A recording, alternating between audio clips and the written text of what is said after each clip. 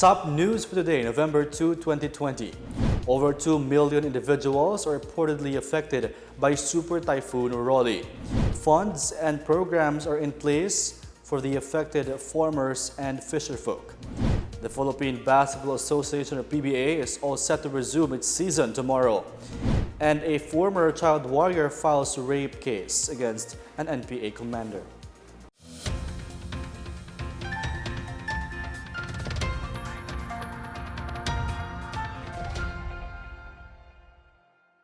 Good day, I'm Rom Dulfo. Welcome to PNA Newsroom. Our top story, Typhoon Rolly is expected to leave the Philippine Area of Responsibility or PAR by tomorrow morning, while Tropical Storm Shawnee may also develop as a severe typhoon. Let's find out more from Pag-asa. Narito po ang latest track ni Bagyong si Rolly. Bukas na umaga, nasa layo na itong 580 kilometers kanluran ng Subic, Zambales at labas na nga po yan ng ating Area of Responsibility. At by Wednesday ng umaga, mapapanatili niya po yung kanyang lakas at nasa 925 kilometers kanluran na po siya ng Southern Luzon. Narito naman ang ating track sa Bagyong si Shawnee. Bukas na umaga, nasa layo na po itong 605 kilometers silangan ng Calayan, Cagayan. At kung makikita natin dito, mapapanatili or lalakas pa po siya bilang isang severe tropical storm bago po siya dumaan dito sa bahagi ng Hilagang Luzon. Kaya patuloy po tayo nga mag-monitor sa mga update dahil kung makikita natin, paglagpas niya po dito sa may ating Philippine landmass ay posible rin po siyang maging isang typhoon category. Ngunit paglabas niya na ating PAR ay bahagyang hihina po siya dahil sa unfavorable condition po natin dito sa may Northern Luzon. Meanwhile, more than 2 million individuals have been affected by Super Typhoon Rolly. According to the National Disaster Risk Reduction and Management Council, or NDRRMC, the most affected regions are Ilocos, Cagayan, Central Luzon, Calabarzon, Mimaropa, Bicol Region, Western Visayas, Central Visayas, Eastern Visayas, Zamboanga, Cordillera Administrative Region, or CAR, and the National Capital Region. Rolly affected or exposed a total of 12 regions, and the number of affected population are as shown, 372,653 families and composed of 2,068,000 individuals. So ngayon, sa initial report from our region, meron tayong 10 dead and 1 injured, and the cost of damage is still being assessed. The Department of Agriculture, or DA, assures assistance to all the typhoon-affected farmers and fisherfolk. In a public briefing this morning, Agriculture Secretary William Dar cited that the government has programs and funds in place to help the affected farmers. Due to the early advisory of the Department of Agriculture and base it on the Pag-asa forecasts, a total of 242,000 hectares of rice have been saved from regions 1, 2, 3, 4A, and 5, with an equivalent production of more than 1 million metric tons, amounting to 16.9 billion pesos. As for corn, a total of 11,000 hectares have been saved from regions 1, 2, and 5, and 8, with an equivalent production of 45,703 metric tons, amounting to 579 million pesos. So ito po yung na-save. The Department of Agriculture assures affected farmers and fishers of the following available assistance. A total of 133,326 bags of rice seeds. This is for replanting. 17,545 bags of corn seeds, also for replanting. And 2,000 kilograms of assorted vegetables already positioned in the affected regions, particularly Bicol, Calabarzon, even Mimaropa areas, and some extent Siquijor, and Northern Samar in the Visayas. Now, we are also readying drugs and biologics for livestock and poultry, and we will be also helping distribute small ruminants and native chickens to those affected by the typhoon. There is around 10 million pieces of tilapia and milkfish fingerlings, as well as fishing gears and paraphernalia that are ready for distribution. And we have still in our quick response fund amounting to 400 million pesos for rehabilitation of the affected areas in the various regions these last two typhoons. We also have survival and recovery loan program to be given at 25,000 per farmer that who is affected, or fishers who are affected, zero interest and payable in 10 years, and indemnification fund from Philippine Crop Insurance Corporation to pay for the losses incurred. Price freeze will be implemented in areas placed under a state of calamity due to Typhoon Rolly.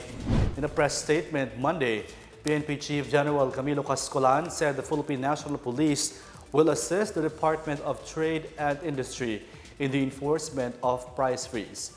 Under RA 7581, or the Price Act of the Philippines, automatic price control is up in areas that are declared under a state of calamity for a period of not more than 60 days.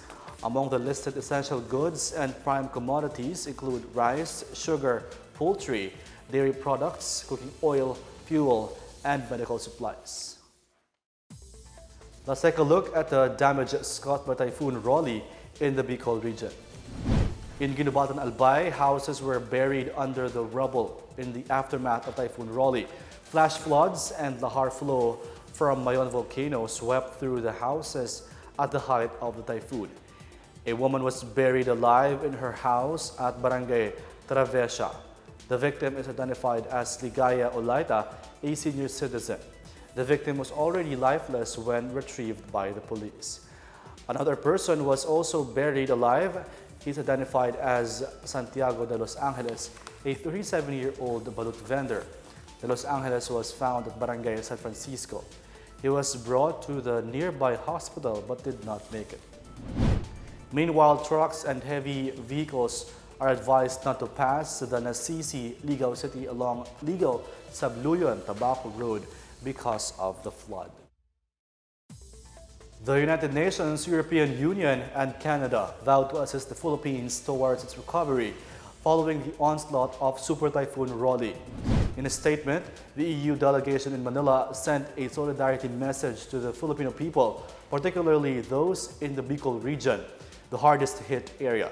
It says EU stands ready to assist in recovery efforts. The resiliency, strength, and courage of the Filipinos will persevere in these trying times. The Canadian government expressed its readiness to extend humanitarian aid, while the UN has mobilized its humanitarian teams to support government response in municipalities affected by the typhoon. UN resident and humanitarian coordinator to the Philippines, Gustavo Gonzalez, earlier said the UN agencies and humanitarian non-government units are already working with relevant government agencies, Philippine Red Cross, and private sector groups to coordinate relief efforts.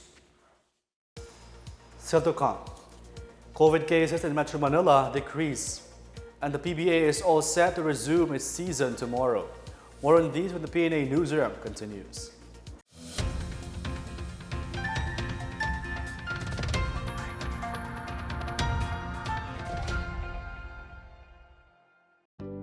Alamin kung paano ang tamang pagsusuot ng surgical mask.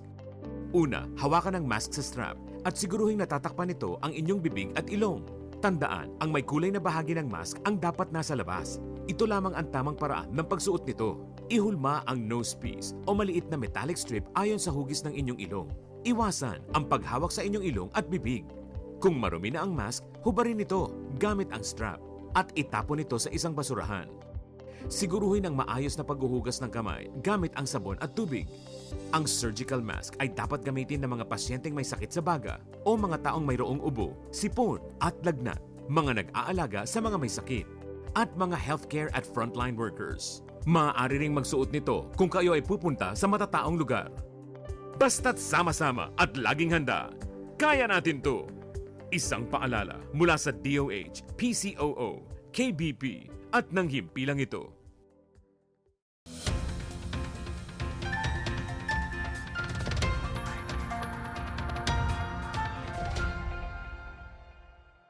You're still watching PNA Newsroom. Thank you for joining us.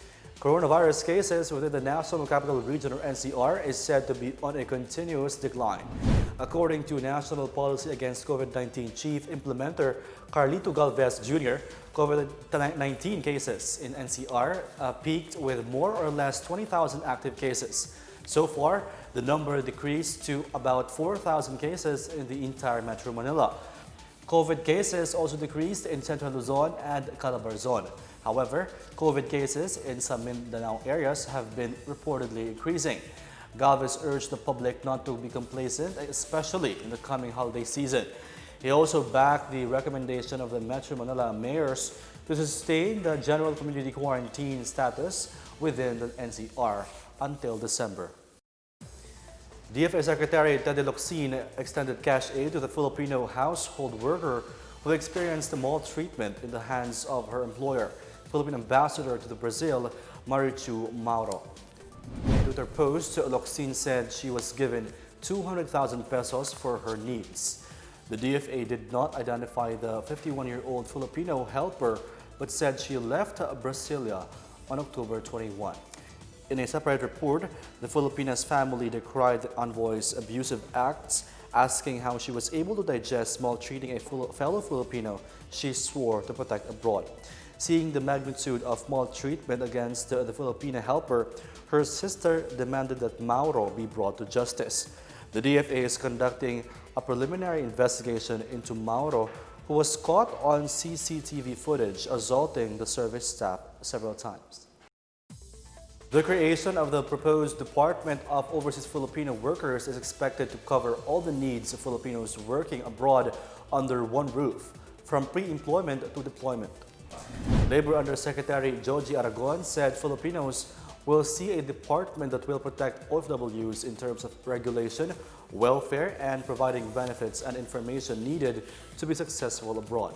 She also reiterated the requests of DOLE Secretary Silvestre Bello for the Philippine Overseas Employment Administrator POEA and the Overseas Workers Welfare Administrator OWA to be part of the new department. Aragon is hoping that the new department will be formed by next year. In a public address on Tuesday, President Duterte renewed his call for the passage of a law creating a separate department for OFWs. He also promised OFWs that there will be a more thorough review of policies for the protection of their rights. In sports, the PBA announced Sunday that its ongoing bubble season in Angeles is once again COVID-19 free. The league announced that no one has contracted the virus ahead of its upcoming return to action on November 3. The PBA got a green light to return to play following two suspected cases, a referee and a Blackwater player 2 weeks ago, which were later announced to be false positives. The PBA postponed its games on October 30, and to make up for the 4 nights of no basketball action, the league will play triple headers and even quadruple headers starting Tuesday. In the revised schedule, Blackwater Elite and San Miguel Beermen will face off in the first game of a 4-match card on Tuesday at 10 a.m., the first time in recent league history that a regular season game will be played in the morning. Also scheduled for Tuesday are a 1 p.m. showdown between Phoenix and Terra Firma, a 4 p.m. game pitting Northport, Batang Pier and TNT Katropa, and a 6:45 p.m. collision between Alaska and Barangay Ginebra. Super Typhoon Rolly responders will not need to undergo testing for COVID-19. Health Secretary Francisco Duque III said responders no longer need testing as long as they are asymptomatic and have no confirmed history of exposure. To ensure that COVID-19 does not spread in evacuation centers, Duque reiterated to local government units the importance of assigning as safety officers to assess evacuees and identify and isolate COVID-19 suspects and probable cases. Duque also advised LGUs to provide high-risk individuals such as elderly, sick, pregnant, and children with separate rooms and to isolate those with symptoms. As for evacuees, Duque advised them to observe the protocols and the minimum health standards such as hand washing, wearing of face masks and shields, and physical distancing observance. In business, a consumer group urges the government to strictly implement rules and regulations on imported products, especially food and farm produce. Laban Consumer Incorporated President Victorio Mario Di Magiba shared the sentiments of trade and food safety expert Junefer Ruanto, who expressed concern over imported food products being sold in the market even without English or Filipino translations in the labels. In a forum last week, Ruanto warned consumers that these could be smuggled goods that do not meet safety standards. Ruanto, who is also a member of the advocacy group Tugon Kabuhayan, pointed out that it is easier for imported food and agricultural produce to enter the Philippine market than for other Philippine exports to enter other countries. She also cautioned consumers about products coming from China and South Korea, particularly noodles, with no English or Filipino translation in their labels.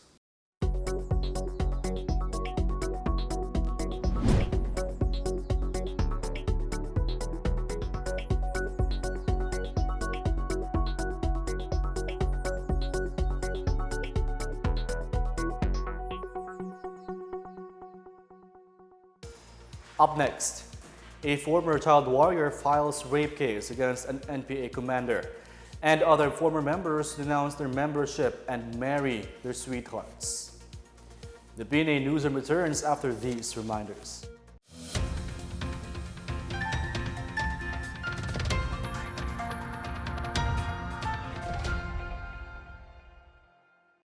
Alamin ang tamang paraan ng pag-ubo upang mapigilan ang paglaganap ng Coronavirus Disease 2019. Ugaliing magdala ng panyo o tissue. Kung uubo o babahing, takpan ang buong ilong at bibig gamit ang panyo o tissue. Kung walang dalang panyo o tissue, maaaring gamitin ang braso na pantakip. Kung nakararamdam na kailangan umubo o bumahing, agad na dumistansya sa mga tao sa paligid. Huwag dumura kung saan-saan, gumamit ng tissue at itapon sa basurahan. Ugaliin ang paghuhugas ng kamay at paggamit ng alcohol o hand sanitizer upang mamatay ang mikrobyo. Basta't sama-sama at laging handa, kaya natin to! Isang paalala mula sa DOH, PCOO, KBP at ng himpilang ito.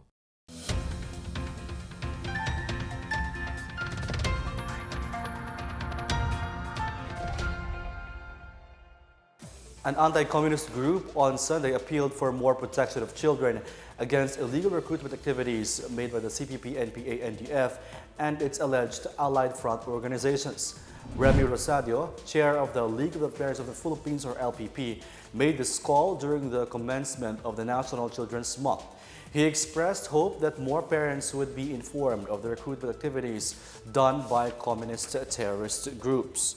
LPP spokesperson Arlene Escalante says children should be protected against exposure to the culture of violence and atrocities.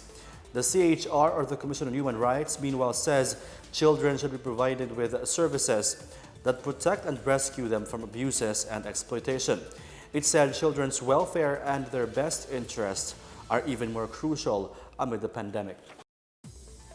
A former CPP-NPA cadre says 90% of cadres were recruited from schools. Jeffrey Celis, alias Ka Eric, appeared in a public interview Friday for the first time since he severed ties with a communist group in December 2008.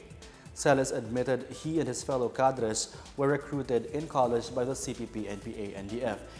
He said recruitment starts through legal organizations and other groups infiltrated by communists. Celis appealed to education officials to prevent recruitment among students. He also challenged members of the Makabayan bloc to denounce all terroristic activities of the CPP, NPA, NDF. He said he wants to put an end to the more than 50 years of sowing fear and terror activities of the CPP, NPA, which he served for 27 years. A former child warrior of the CPP-NPA on Thursday filed a rape complaint against their former commander in the terrorist group. Accompanied by lawyers and army officials, 17-year-old Shane filed the complaint against Paterno Opo alias Dodong, commander of the NPA Sub-Regional Committee operating in Leyte and Biliran. Shane said she suffered in Opo's hands when she was only 15 years old in July 2018. Her older sister, Rufa, who also suffered abuse, got pregnant and gave birth to a baby girl, now 2 years old. She was said to have suffered postpartum depression syndrome, but instead she was tied to a corner like a dog and her child was taken away. Shane and Rufa voluntarily surrendered on June 12 to officials of the Army's 14th Infantry Battalion based in Cananga, Leyte. The Army meanwhile condemned the NPA for recruiting minors and abusing female warriors. A group of former rebels in Agusan del Norte expressed hope that they can rebuild their lives after learning new skills. Last Friday, they graduated from the 25-day electrical installation maintenance training given by the Technical Education and Skills Development Authority, or TESDA. The former rebels said they will be facing new battles amid the pandemic and against their former comrades. They said the skills will be useful as they rebuild their lives once they go back to their families. Another 41 former NPA combatants also completed their 10-day emergency employment program under the Department of Labor and Employment's TUPAD program. The former rebels are staying at the halfway house inside the headquarters of the 23rd Infantry Battalion in Barangay Alubihid, Buena Vista. The halfway house also serves as the venue where they reunite with their families. The Armed Forces of the Philippines welcomes the Senate hearing regarding the red tagging allegations being raised against military officials. The Senate probe will be chaired by Defense Committee Chair Senator Panfilo Lacson. AFP spokesperson Marine Major General Edgar Arevalo says they wish to thank Lacson for providing a venue to discuss and raise awareness of the duplicity and deception of the Communist Party of the Philippines New People's Army. He says the NPA takes advantage of the idealism of students, youth leaders, and influencers to join the ranks of communist terrorist group cadres. Lacson filed a resolution asking the Senate to exercise its oversight authority over the defense sector on the issue of red tagging of certain celebrities, personalities, and institutions. He said this is to ensure the protection of the people's constitutional rights and strengthening the confidence and trust in the military. The initial hearing is set on November 3. 6 former members of the New People's Army have tied the knot with their sweethearts in a mass wedding in Antipas, North Cotabato. The 6 ex-rebels were convinced by their respective girlfriends to leave the communist movement and return to society. The pairs were among the 32 couples who were wed during the provincial government's Serbisyo Caravan. Antipas Mayor Egidio Cadungon and Vice Mayor Chris Cadungon jointly administered the mass wedding in the presence of Governor Nancy Catamco. Aside from providing access to government services, the caravan aims to help members of the NPA change their views about the government.